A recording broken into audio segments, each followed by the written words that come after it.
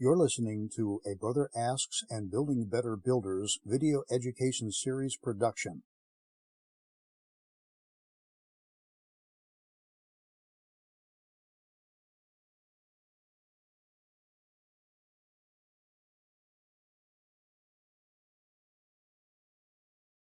Welcome to the CraftsmanOnLine podcast. This is a weekly program focused on the relevant topics in Freemasonry and the various aspects of the craft. Any opinions, thoughts, or viewpoints shared during this program are that of the individual and do not reflect the official position of any Grand Lodge, appendant, or concordant body from which that member may hail. I'm your host, Brother Michael Arce, co-founder of CraftsmenOnLine.com, and I look forward to bringing him in every other week. My unofficial co-host and Masonic best friend, Brother John S. Nagy. Welcome back, Brother Nagy. Thank you, brother. As I said before, it's an honor to be here, and the fact that you've interviewed me so many times, it blows my mind. So I'll just leave it at that. Thank you very much for having me back. I'm excited for a mind-blowing episode because for our listener, our regular listener, normally we talk about some of the themes and the topics that Brother Nagy, not only as an established Mason, but also as an author and speaker, has written or spoke about. And to my knowledge, he does not have a book on this topic yet, but we have begun discussing, one of us getting serious about some written work to talk about listening to the architect of the universe. And where this all began is in the term, we've heard it, in God's hand. And when it comes to being reassured of the master plan, what does that mean? A lot of us have questions about that. Are there decisions that we make in the moments of our lives that ultimately affect our outcomes? And we decided this would be a great podcast episode after kind of connecting after a previous episode. And just to level set, let's start here.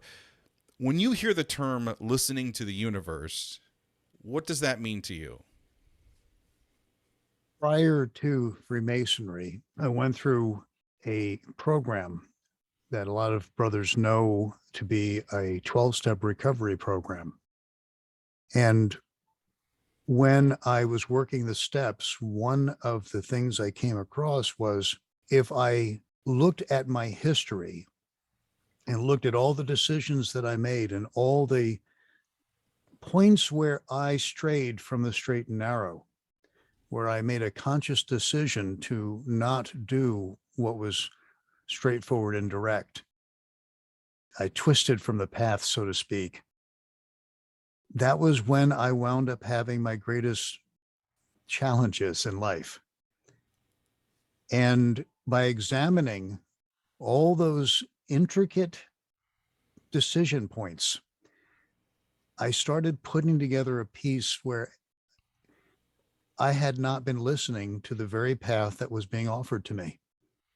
And it was that self-examination, taking that searching and fearless moral inventory of myself, where I looked at where I strayed. And it became very clear that there were decision points in my life where, had I made a different decision, I would have been a lot farther ahead and had suffered a lot less. Now, that being said, I gained some tremendous insight from straying off the path. And it's made my life a little bit more richer as far as my insights into what happens when one does stray. So I speak from experience when I talk with brothers who I see are straying, because I've been there, done that, and I've got a closet full of bloody t-shirts to prove my point. Post recovery, I entered into the halls of the temple of Freemasonry. And it was through my research that and diligent examination of what was clearly put right in front of me by the originators and crafters of our ritual, that trestle-board that we're supposed to be using in our life, which is that dual book theology, the book of Revelation and the book of nature. It became very clear to me that the book of Revelation was an unbelievable rich treasure trove of insight into sociology, psychology, and just dealing with people in general and oneself. And so I started taking it a little bit more serious than I had before. And in gleaning the wisdom that had been offered to me through that trestle board, and then recognizing that my schooling had prepared me for being able to read the book of nature. I am a twice degreed engineer. And if you know anything about the engineering curriculum, it's rich with a quadrivium. And I had to go through quadrivium studies in order to get my degrees. And what was really interesting, and it had never occurred to me, when I finally examined the book of nature as referred to by the first degree ritual trestle board lecture, I recognized that if I were to ever be asked, can I listen to nature, the universe? Well, I've been taught the language. I've been literally given the language of what the universe communicates to us. And so I would have to say, well, on pre-Freemasonry, I'd say, well, yeah, I've learned how to do that. But post-Freemasonry, I say, I can definitely read that other book as well. Mm. And that was a turning point in my understanding about what it is to listen to nature, listening to the voice of God, because we're given two wonderful books, the book of Revelation, and which is scripture, and the book of nature, which is the handwriting of God himself, creating and painting our reality on a daily basis. And when I use both of them, I look back at my own history, good gosh, there is a rich discourse of what I ought to have been listening to all along. I'm very excited about this episode. I have a feeling we're going to get very deep here on this one, which is good for me. And I appreciate, we have this bond as friends, and I'm excited to hear more about your story, but I think also for our listener to kind of understand the different perspectives that come into play here. Because similar to you, I grew up in a small town, had a very religious background early in the beginning of my life, and then, typical, went off to college, started reading some books. And I think the first book that I read that kind of started questioning the idea of fate and coincidence was a book called The Celestine Prophecy. A little bit more in the new age section. Yeah. Yeah, I remember that. And I was really into that because the story, I mean, now it would be more of the story of the Dan Brown novel with the main character of Tom Hanks, playing almost like a Indiana Jones, like scientist, research guy. But the whole concept was, connecting with nature, seeing the energy that comes from other people. I didn't understand these themes fully because I was 18 years old at the time. But then later in life and kind of getting into Freemasonry and starting to discover more modern books, at least one of the authors, Malcolm Gladwell, when he started talking about the outliers and connecting success and these hidden moments of opportunity and what, identifying those. And then after becoming a Freemason and getting into more of the classics, Marcus Aurelius's Meditations, I started reading a lot about that and getting into Stoicism and thinking of the whole concept of time, just across generations and the deeper meanings of things. That's when I started kind of realizing that there is a plan for each and every one of us. It's pretty much been determined since before we were born, and that while life has several different variables, it's a giant algorithm in itself. You could sit there and pinpoint where certain moments you made a decision that changed your life, and then you take a step back. I think it happens as we get older in life, honestly, and we go, well, could I have done this differently? And what would have happened if I had made this decision? Or where would I be today if this or that hadn't happened? There are several books that just absolutely impressed me and changed the direction of my life. Rabbi Harold Kushner's When Bad Things Happen to Good People. There was a learned rabbi who was questioning the faith and the way that God was described to him.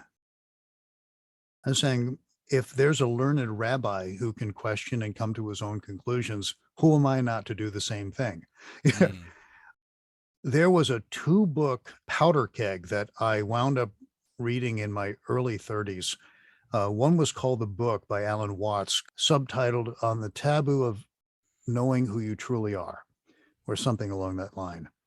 And in that book, he goes on to say, life is essentially meaningless. And I had come to that conclusion in my early 30s. So it's like, okay, I got validation. It was a twofold punch that came right after that. He then said, and it doesn't mean anything that it doesn't mean anything. And I had to think about that. It took me about 3 years to understand fully what he meant by that, because in that time, I had literally invested great meaning in meaninglessness. Mm, And so, as a result of doing that, and 3 years into it, I finally got it that if life itself is essentially meaningless, that means nothing. I mean, literally, there's a validation that if it means nothing, then why do we assign any meaning to it? mm, And then the second punch that hit was, oh my God, if I can invest in a life that is meaningless and come to the conclusion that why bother because it's all meaningless, I have just assigned that meaning to the life that you I'm could living. create, yeah, you could create meaning. Yeah.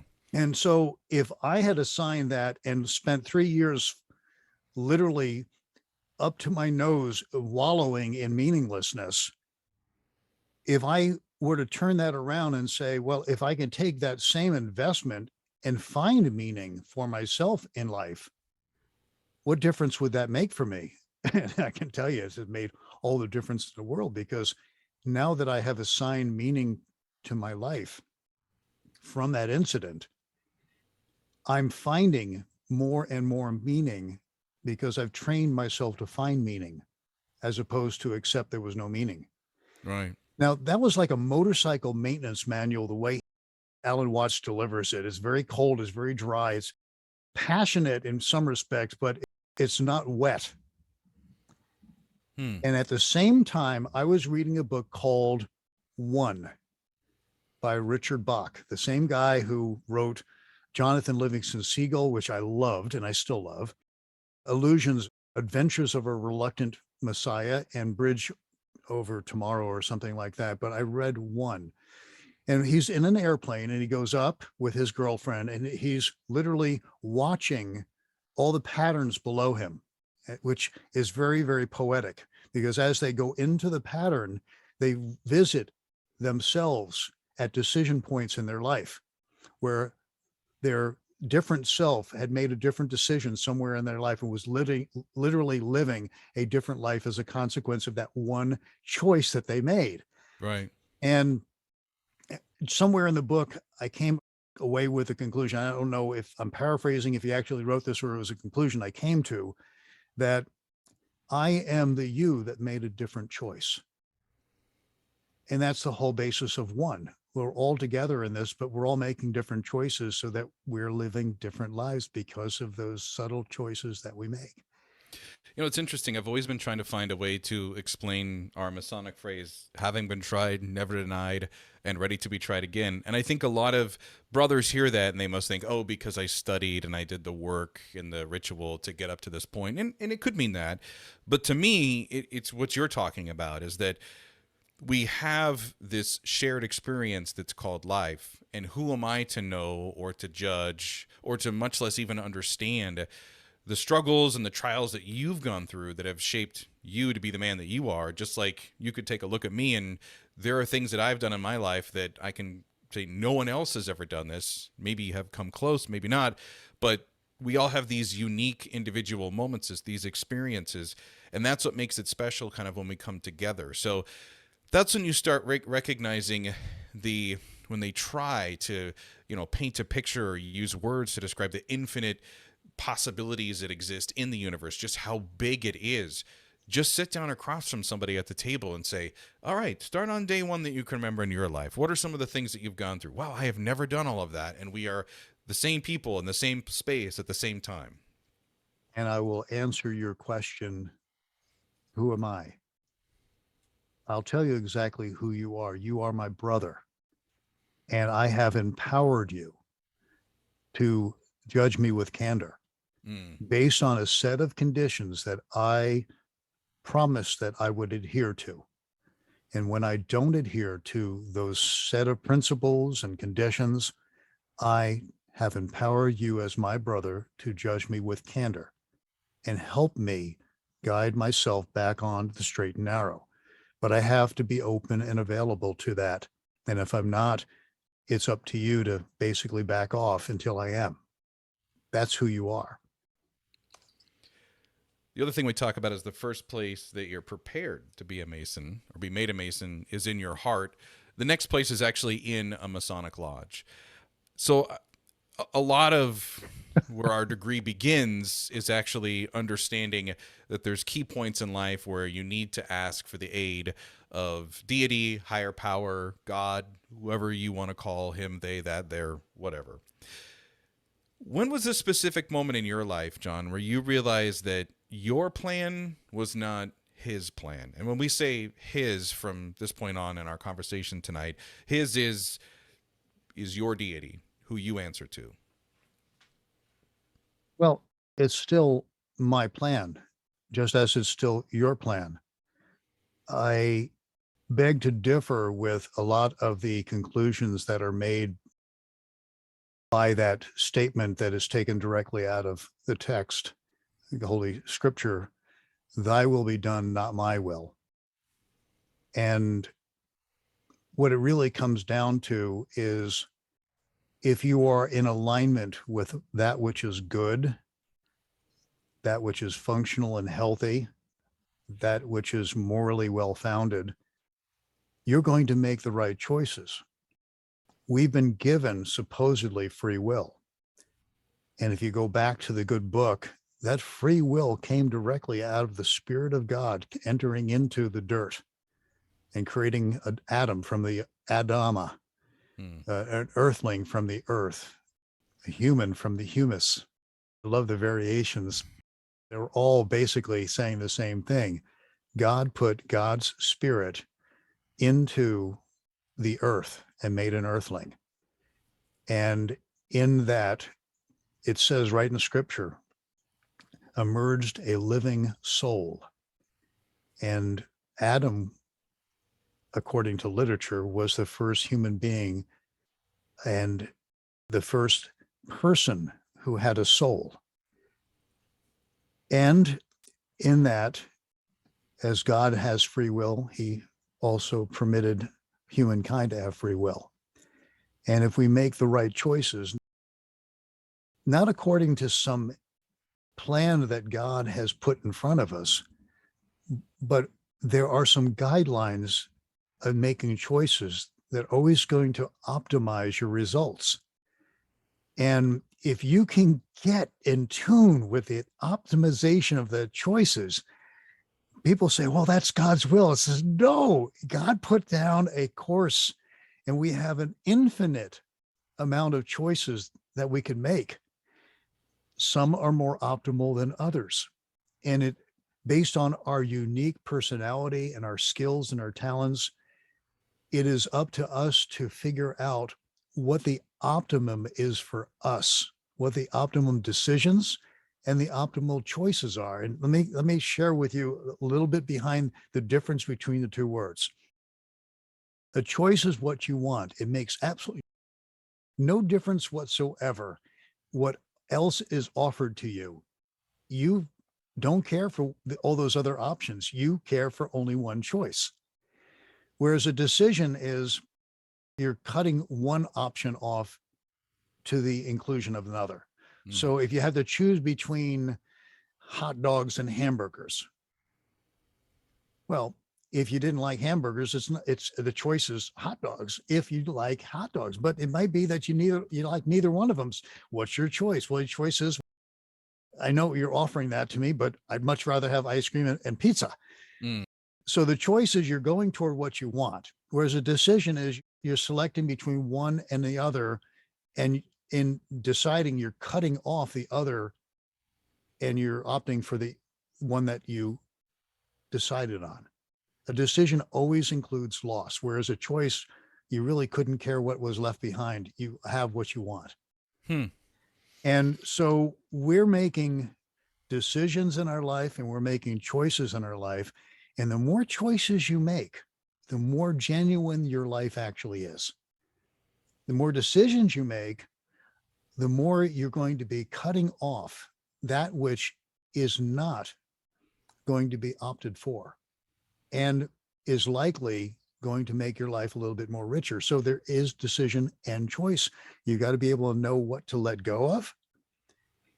And you need to be able to identify what it is that you truly want and pursue it with the passion of a man with his hair set on fire for a bucket of water behind a brick wall. Well, and to use that analogy, because I think the way that you painted the two is very beautiful. I would say earlier in my life, I think most young men would agree to this, that life was really just about choice. For a lot of the, for lack of a better term, poor decision-making skills that we had, it was just all choice-based. What felt good or seemed right at the moment. And then as we age, we get the benefit of wisdom where we can step back and actually start making some of those decisions. And when I realized that my plan wasn't his plan was when I realized I have to work so much harder to make some of the things that I want to have happen. When if I just start to recognize these opportunities that are being presented to me, it's like a door that was open that I thought I had closed, or that maybe time or life had closed, and here is that opportunity. But I wasn't thinking about it. So now I have to sit here and go, okay, let me check the ego at the door and say, hey, you up there, is this a sign? Do you want me? It couldn't be any more clear when it's an opportunity that's in front of you. Yeah. I love going back to the Masonic way. We have unbelievable opportunity in our lives. And as the old Oriental saying goes, luck is the intersection of preparation and opportunity. Mm. And in the Masonic way, if you follow the path that is clearly laid out by ritual, dialogue, and what have you, you are first preparing your heart. And in preparing your heart, you bring yourself from chaos to order. And then you take the second stage, which is what I refer to as Entered Apprentice 2.0, where you work on your head and you get your head together and you bring order to the chaos of your thinking. Well, if you bring order to the chaos of your heart and then bring order to the chaos of your thinking, what happens is you're properly prepared, and literally the world is your oyster. You are prepared to meet opportunity head on. You have the skills, you have the know-how, you have the training, you have the order, and you're more apt to succeed because you have prepared the way for the opportunities that cross your path daily. Now, I'm going to rewind a little bit. You said that we're prepared in our heart first. For where were we first prepared in our heart? I venture to say that we are first triggered to join and become members.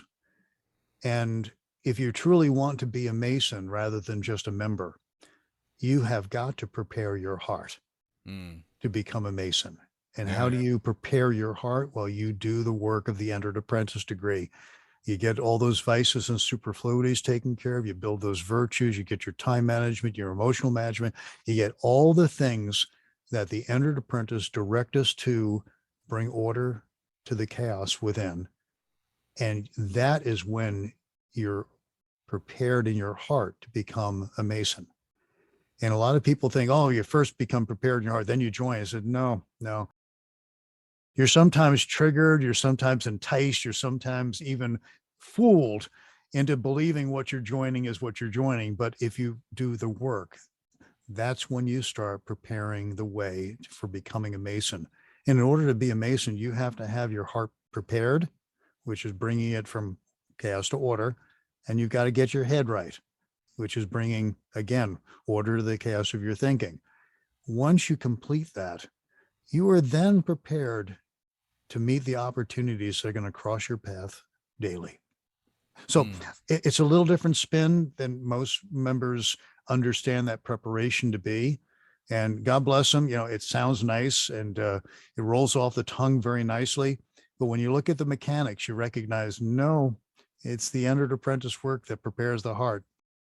And if you don't do it, you're not going to be the mason you could be. Mm. One of the things that I was always mystified by and still working to fully understand is the whole concept of the grand architect of the universe in Freemasonry. And not because it's a substitute word that we use so that, Freemasonry can seem more appealing or more accepting to all faiths and all men, different walks of life, because part of that is true. But it really takes the idea of God. And when you're younger, I think we could all close our eyes and think to when we were kids and like what we thought when we heard the word God, and that it was like a spirit, something larger than myself that solely just worked for me. That was just watching me, maybe my family, maybe my loved ones, and then it started to extend and extend. And when you understand the realm of the grand architect of the universe, you're like, wow.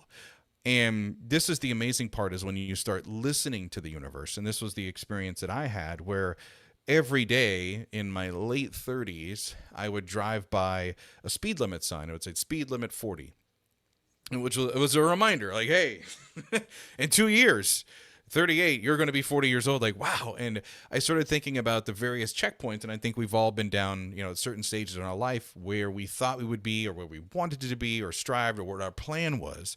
And I realized that what I was working on at that time was very me-centric, and I wasn't really listening to every other opportunity that was being presented to myself.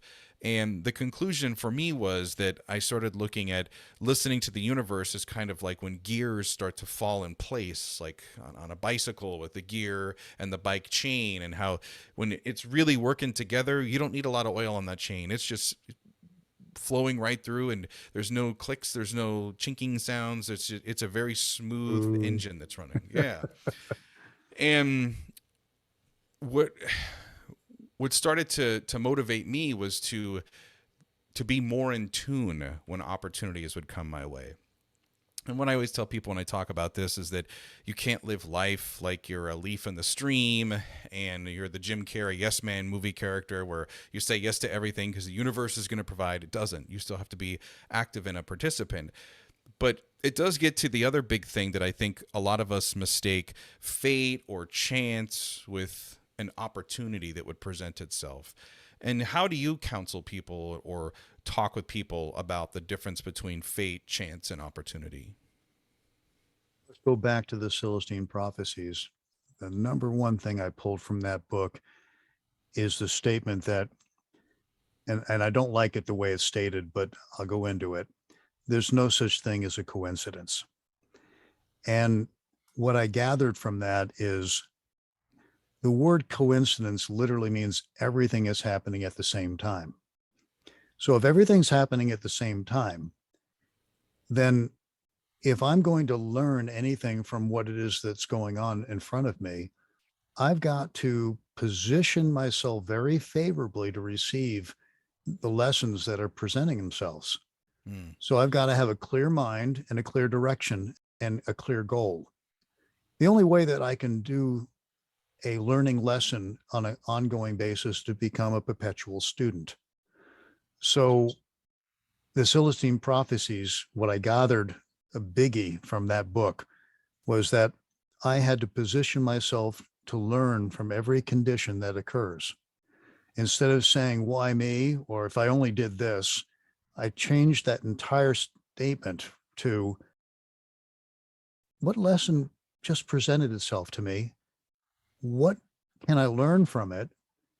And if I had any evidence of learning from what just happened, how would my behavior change when similar conditions would occur? Mm-hmm. And wow, what a profound series of questions. And I've been using them ever since. I will tell you, one of the greatest things that I did in my 12-step days, diverting a little bit here, was by looking back and seeing what I did before puberty hit, where those hormones were just raging through my system.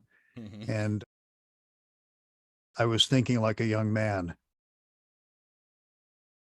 Prior to that moment, I had some absolute passions in my life. I loved reading. I loved researching. I loved pursuing knowledge. And when puberty hit, my jaunts to the library, my taking out of books ceased for quite some time.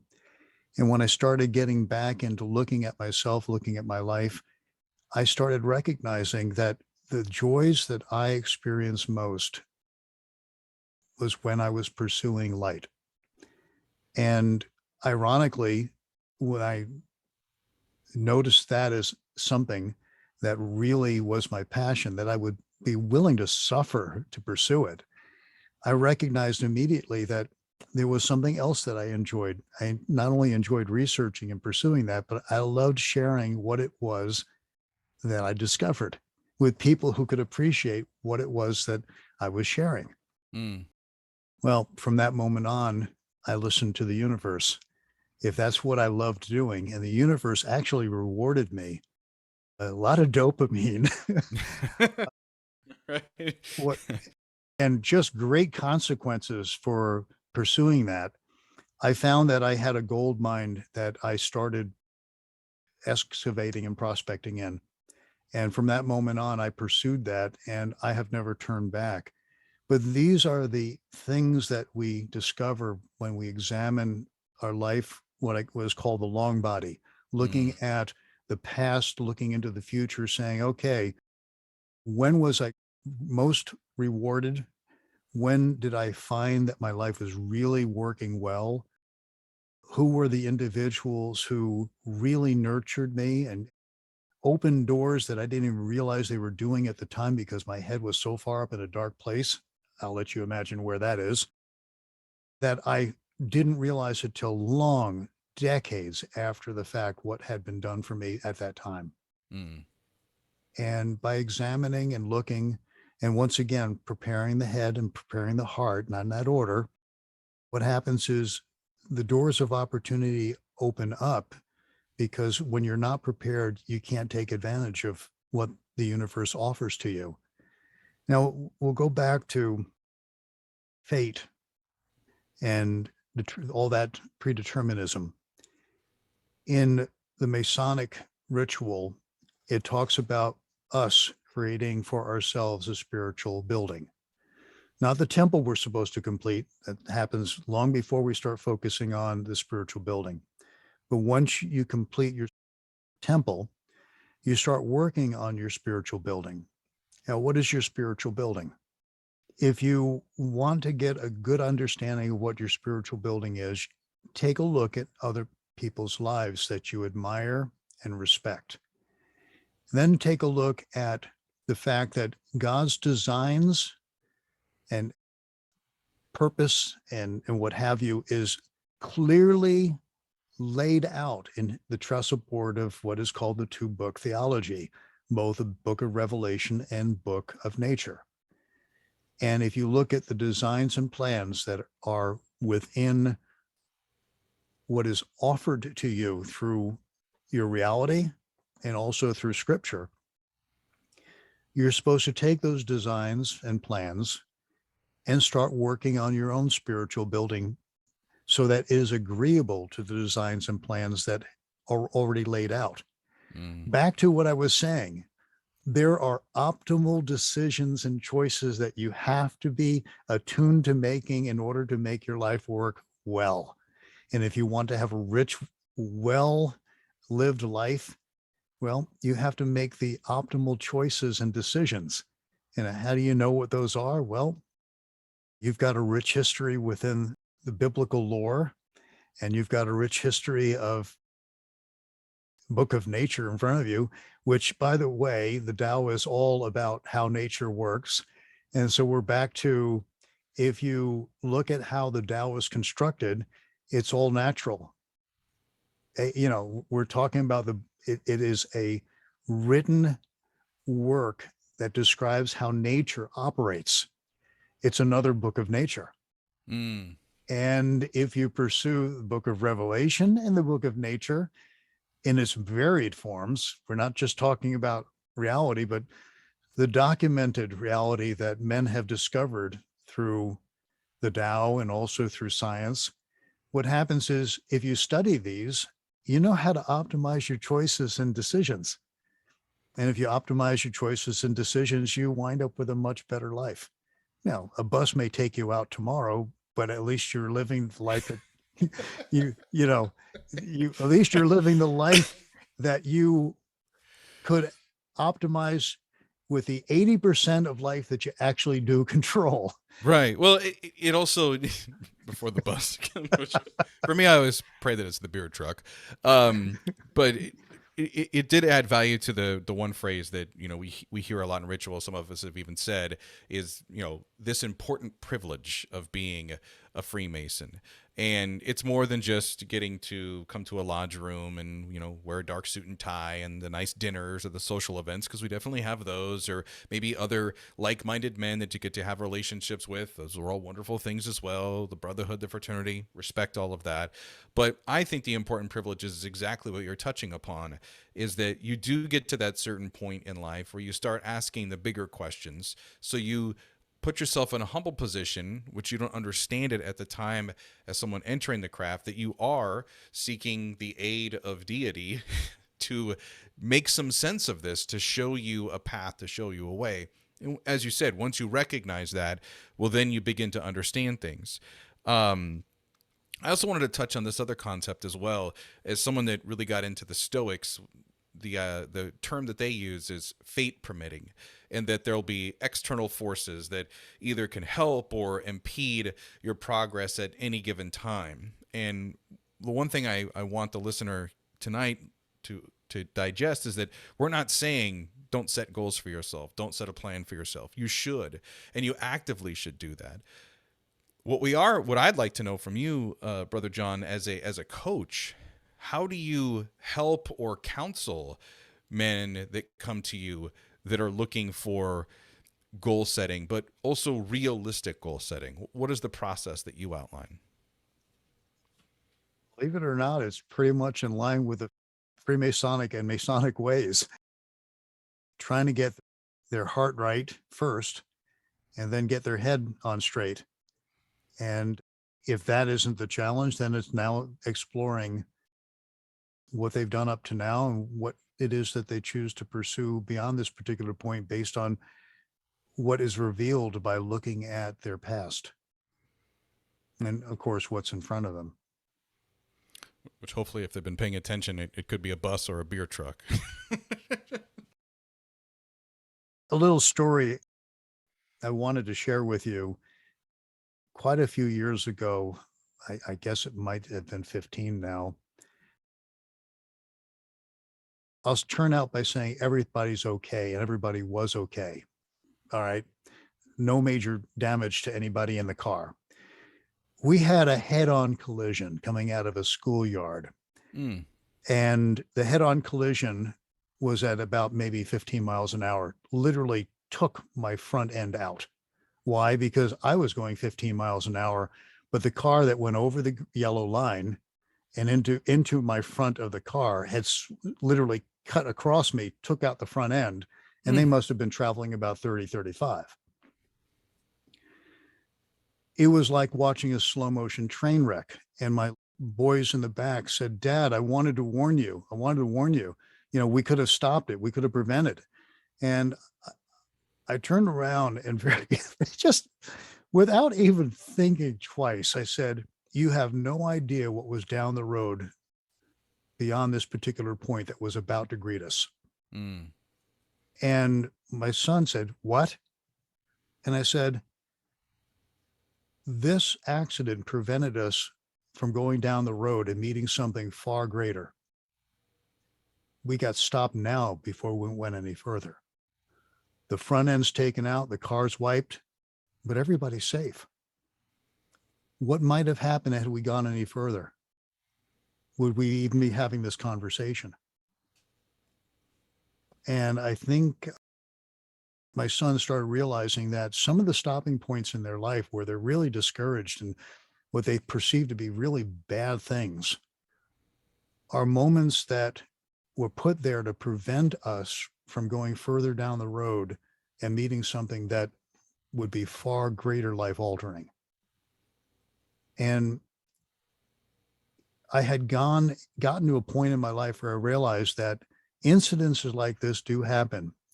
And invariably, I have found them to be stopping points that literally saved my life. Now, how did I come to that conclusion? I was asked about 22 years ago to go downtown Tampa to meet with somebody. And I was delayed. And then I was further delayed. And I couldn't come up I-75, so I came up Dale Mabry, two different roads, because there was a huge thunderstorm on I-275. So I was delayed where I went. I was delayed coming home. And by the time I got home, I noticed that there was smoke coming from the second floor of my house. And everybody was out on the front yard looking at my house, smoking. Well, it seems that there was a major event, according to State Farm. 87 houses in my area got hit by lightning. Wow. My house was one of them. Yeah. My house got hit by lightning twice. Hmm. The first one came down and it literally came down through the ceiling, through the washing machine, through the dryer. There was like a 1-inch hole between the two of them where the lightning had gone through, came out of the washing and dryer into my office, through the office chair that I was going to be sitting in had I not been late, into my computer, down the computer wire, down into the first floor. That was the first hit. The second hit pretty much came down the same path. So had I been not delayed once, but delayed twice, what happened was I would have been sitting in that chair. Hmm. And when I look back at my life and see some of the delays and some of the things that have happened, I say there, but for the grace of God, I wouldn't be here talking with you had I left downtown Tampa early and not had a thunderstorm. Literally, it would have taken me out. Hmm. So several years later, my son was all upset about the car getting hit. And I looked at him and said, you have absolutely no idea what was down the road ready to greet you. You know, we're fortunate, we're blessed. This was actually a good thing. And it turned out that I wound up getting a total on my car, and I wound up with another car, and that wound up being a blessing too. So one thing leads to another. And we often look at life as a series of things that happen that we don't like happening.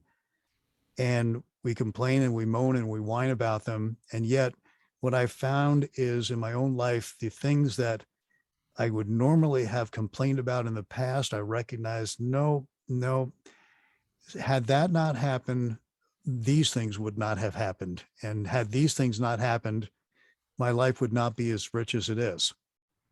So when you listen to the universe, you have to be attuned to, even when the bad things that you think are happening that are holding you back, sometimes what they're doing is they're just stalling you a little bit, let you get your foot bearing, and it allows you to slow down so that the opportunities that are going to greet you are able to catch up with you. You always know how to end these so well. It's such a gift that you have. Oh, we're going to start calling him the closer. He's so good at this. Our brother John Nagy, once again, our guest this week on the Craftsman Online podcast. I can't wait to see you again in 2 weeks. What's the topic? Pray I have tell. no idea. But it'll be a good one. It'll be a great one. And next time we'll mention the Masonic unicorns. Yes, for those keeping score at home. Until we do get back together next week, if Masonic education is important to you, we've got a bunch of that on our website at CraftsmenOnLine.com. A reminder that new episodes of our podcast are available for download every Monday morning. Until next time, let peace and harmony prevail.